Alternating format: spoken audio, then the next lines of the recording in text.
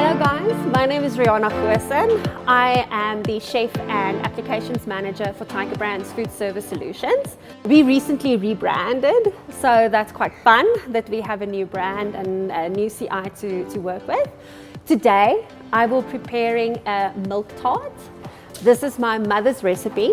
It's also the first recipe that my mom taught me and how to make, so it's very sentimental. It's also the first recipe that she and I re-engineered the methodology, which is going to improve the texture and make it a little bit easier because there's some tricky bits.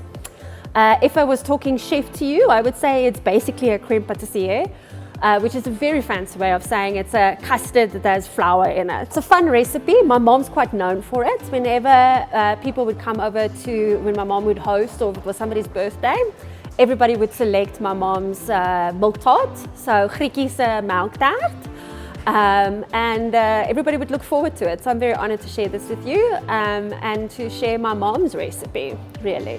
So let's go. All right, so first step is to separate all the eggs. Now you can use a fancy dandy egg separator. I prefer to just do it the old-fashioned way. What I'm doing is actually very risky. What I should be doing is cracking one egg at a time. Otherwise, you run the risk of adding a vrot eier to your big mixture. So let me do it the right way. There we go.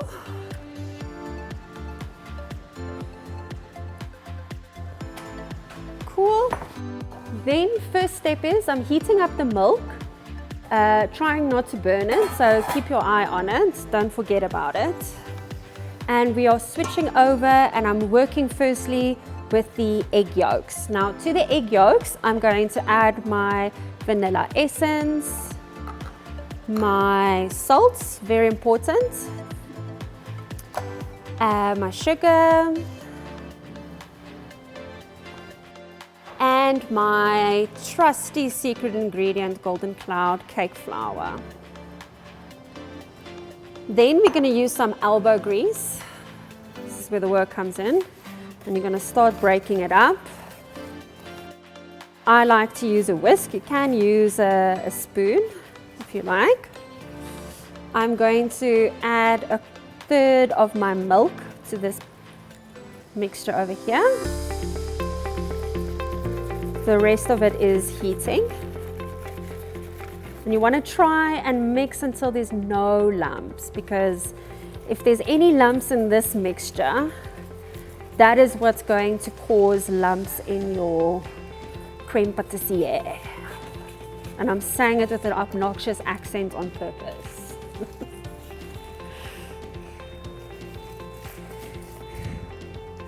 Slowly add your milk. You always want to, when you bake, you always want to add wet to dry, not the other way around. Actually does make a difference.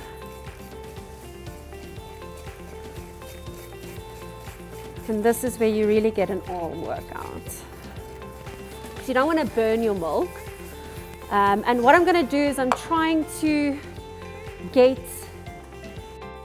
temperature between these two mixtures are a bit more even. This is going to reduce the risk of your mixture curdling. If you were to just dump it in, it might happen that your flour starts cooking, your egg starts cooking, and you might get some bumpy bits. But doing it this way, the shock of the temperature is reduced so that you have a little bit of an easier time. So now, this is the tricky bit. I'm going to move my bowl a little bit closer to minimize my spillage. And I'm going to start stirring vigorously. You cannot take a break. If your doorbell rings, you will ignore it. This is the critical phase. And this is where our secret ingredient is going to come and help us a little bit, because we have some flour incorporated into this mixture. It's going to help stabilize the egg yolks so that they have a little bit more room to cook, because eggs start cooking at 65 degrees Celsius, which is not that hot. What I'm going to do now is I'm going to add the heat up again. on a low setting and keep stirring. Have courage. You might see the mixture starting to cook and you might see some thick bits or lumps, big lumps forming. Don't stress, just trust the process and keep on stirring.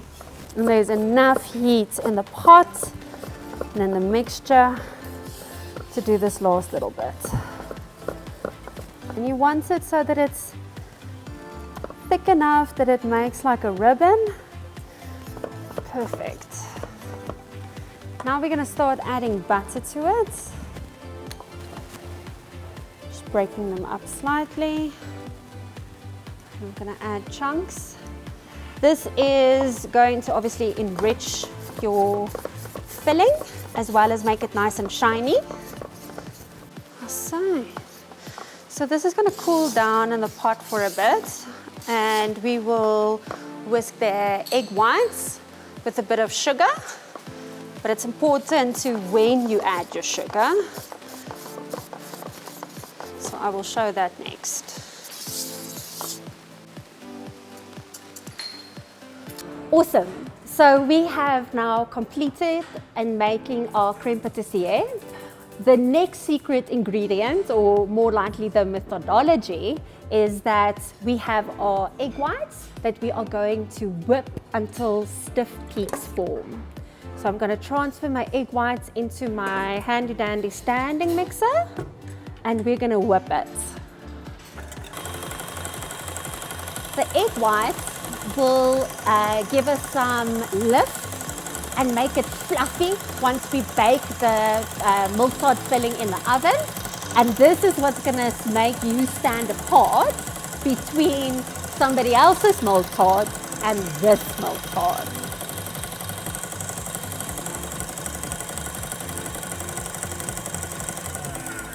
So right now we're at what we call soft peaks. If I lift it up, you'll see that it's like a little more liquidy still, but it's starting to retain some of its texture. At this point, I'm going to add 2 tablespoons of sugar. Let's check the consistency. So we still have some, the tip is still flopping over. So that means it's not quite at stiff peaks yet. So a little bit more. So you don't want to overbeat it and let it get dry. But I'm happy with the consistency as it is here.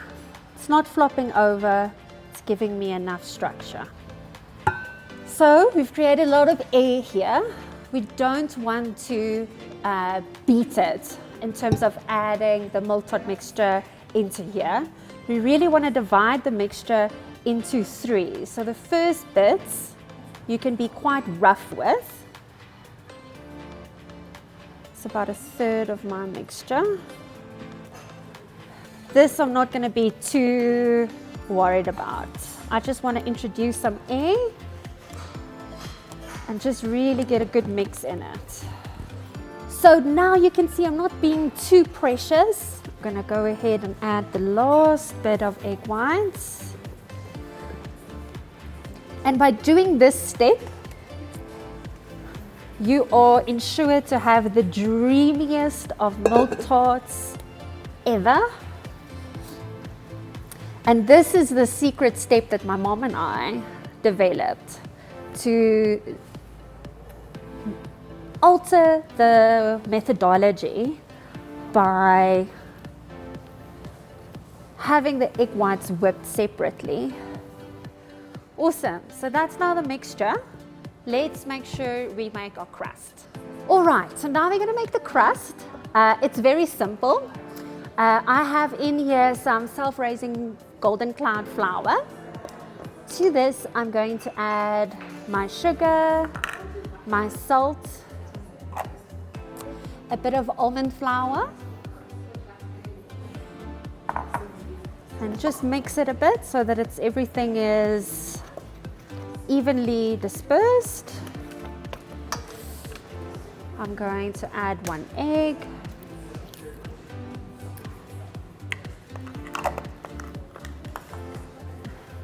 and my butter.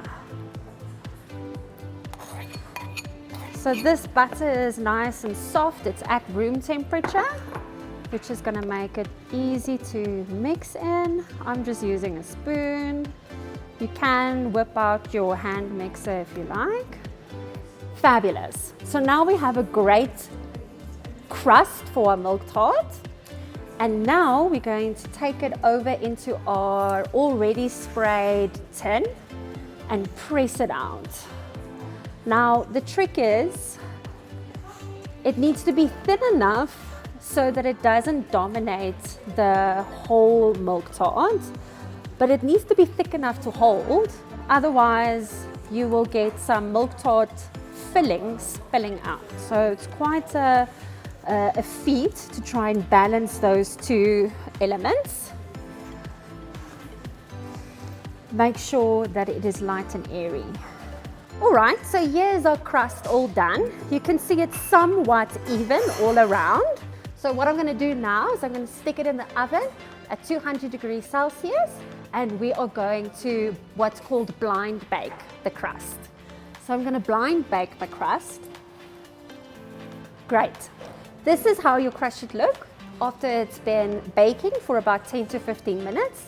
Lightly brown, and you can see that my sides all came out. None of it collapsed.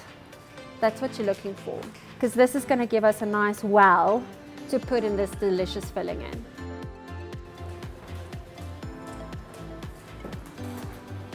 I'm going to spoon over the milk tart mixture, and we're going to take this to the oven one last time.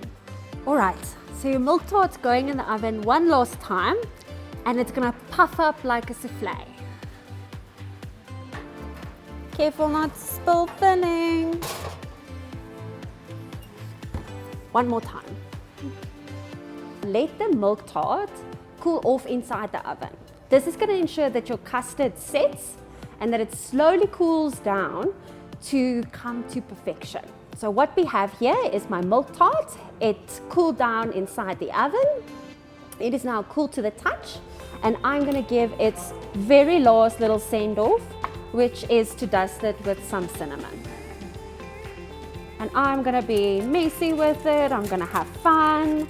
If you want to, you could do a little stencil moment or a doily, and that will be fun too. Now, let's cut a slice, because as we all know, the proof is in the pudding.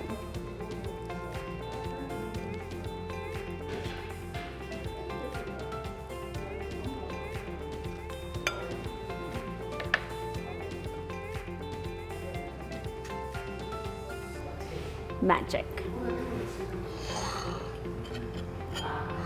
Now, who wouldn't enjoy that on a South African holiday?